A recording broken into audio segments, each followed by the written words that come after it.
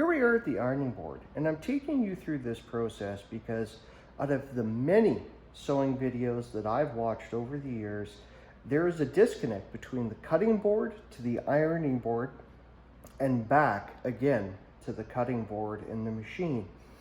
And with this process, it's having still photos and having a written direction is okay, but if you're someone like me who's a visual learner, I think it's very important that I can provide that to you. So our first step is going to be, we're going to take this edge of the zipper trim and we're going to fold this over. And after we do that, then we're going to take our iron and we're going to steam this. We're going to press this really, really well.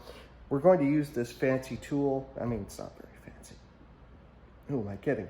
This is a Taylor's clapper. Its purpose is to keep the steam in. Its purpose is to create razor sharp creases. And in this case, what I do is I also put a weight on top of these just to add just a little more extra pressure on the seams that I'm pressing. Now what I use here, this is just straight up iron filings. So and this is 12 ounces. I rest it on top of here and it does a great job, and I don't have to worry about having to constantly press on the fabric. If I need to go do something else, this works just great. Iron's good and hot. Let's get to pressing.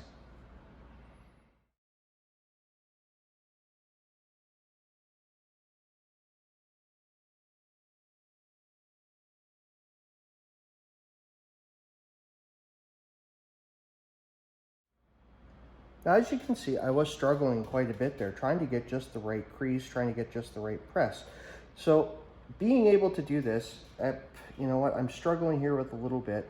Now, because I have this water-soluble stabilizer, I don't want it to stick to my iron. So I'm going to go get a pressing cloth, and then I'm going to apply the pressing cloth over this seam, again, adding lots and lots of hot steam, getting this crease razor sharp as I possibly can. So I'll be right back. I've gone to get my pressing cloth. Now my pressing cloth is just an old piece of muslin fabric that I have.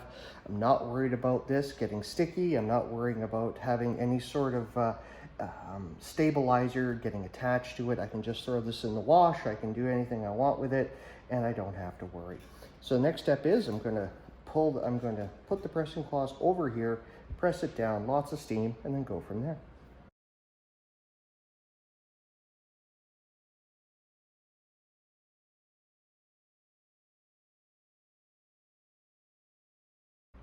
Now I'm going to inspect this side. I've got a great crease. I'm very happy with this.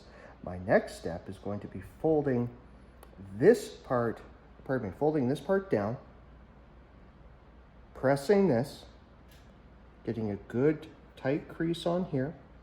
Now when you're doing this project, you can do one of two things. You can sew this. You can just do some quick hand stitching just to secure this, entirely up to you. Press it really good, or pardon me, just press it really good and fold it over like so.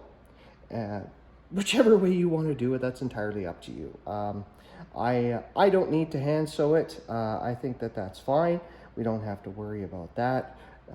If the Taylor's canvas starts to run just as you saw it did, that's certainly fine. Not going to have to worry about that because that's not part of the exposed structure. So yeah, that's going to be our next step, is we're just going to press this down, get a good press on there, and then I'm going to do it one more time and press this over there.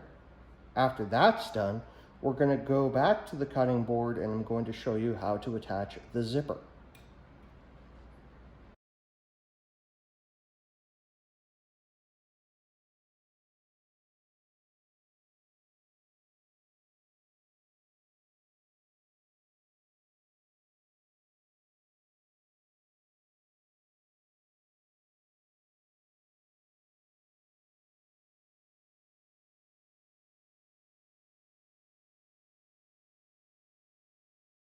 There you are. That is the process of how to press those seams. We turn this over.